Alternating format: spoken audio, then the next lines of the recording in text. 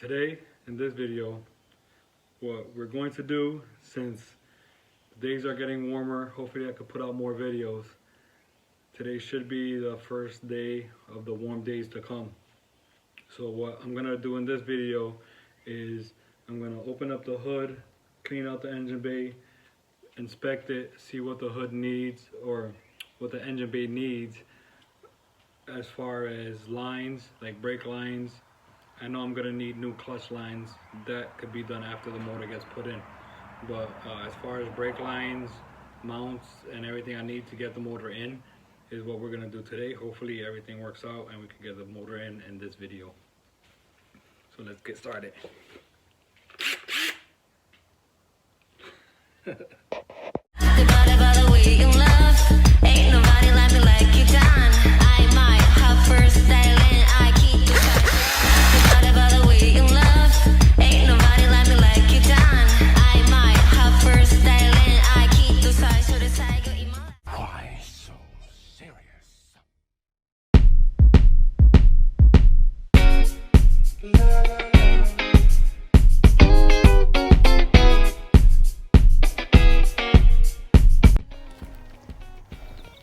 Okay, from the looks of it, it's a little dusty, so I'm gonna hit it up with the hose.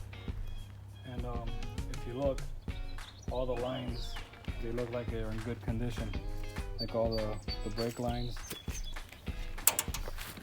Brake lines look in good condition.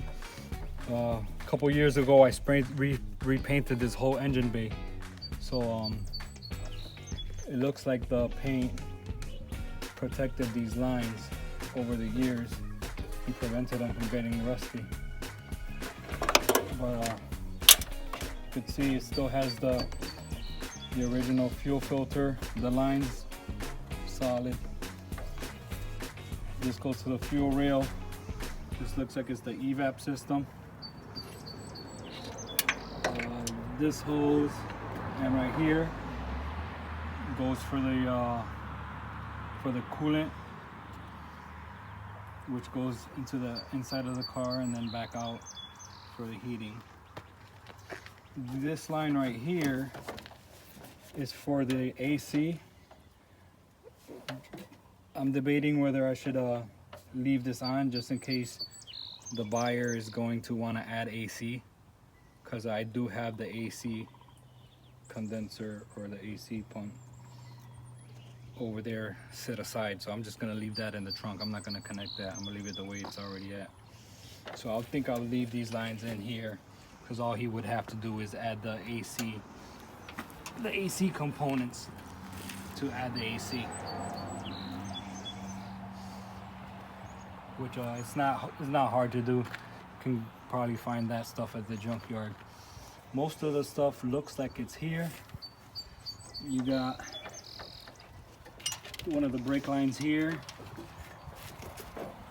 and brake caliper is there. Brake caliper for this side is here. Now, from the looks of it, hopefully they're not seized in there. I'm gonna have to obviously test them out when I get to that point. But for the most part, it looks pretty solid. So one of the motor mounts is still on the car, the rear motor mount. But I have the motor mount kit, so that's gonna end up getting replaced here in a second. You'll see me do that more than likely in the time lapse. But I got the mounts for here, the mount for this side. I'm gonna put those on during the time lapse. I'm gonna try to just get most of this done on a time lapse. So let's finally get it started.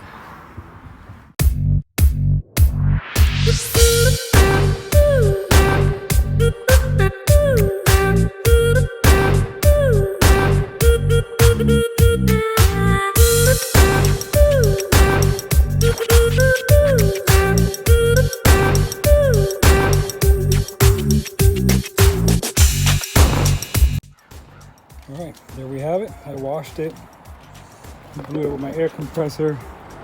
Wiped it down a slight bit.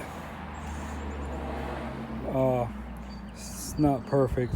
There's still like caked on dust on there, but with some elbow grease and some solution, it'll glisten. I'm not gonna take care of that right now. I just wiped down all the harder parts to get to that won't be seen, so that way when I put the motor in, then I'll more than likely throw some elbow grease so that the rest of the exposed engine bay can look better. But this is where we're at now, and what I'm going to do now is grab my motor mounts. I'm going to attach the back one. I'm going to leave these unattached, but I got to make sure I got the bolts for those, because there's two there. I noticed there's two here. I noticed that there's one missing over here. This one obviously has all three, and I believe I took everything to mount the one on this side as well. So we'll see how that works out. I'm gonna get into that right now and see what we have, and then I'll be back. Why they put this in this position, I don't even know. It's like the hardest way.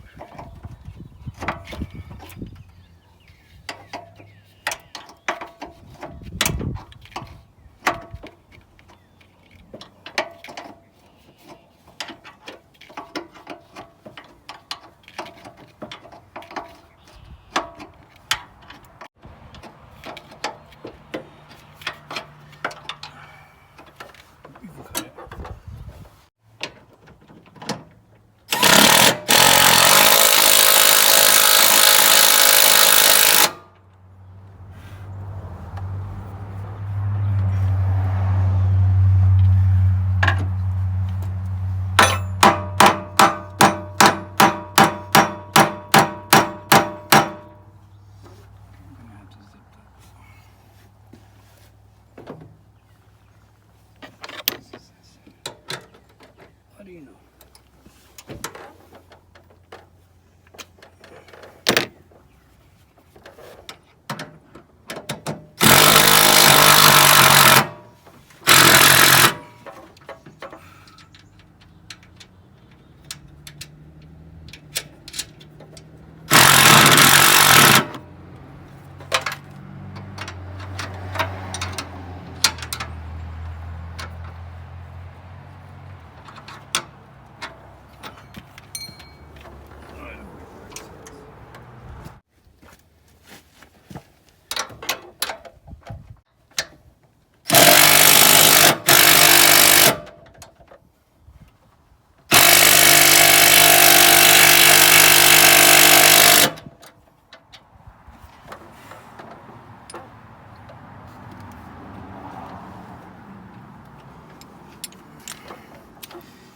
Oof.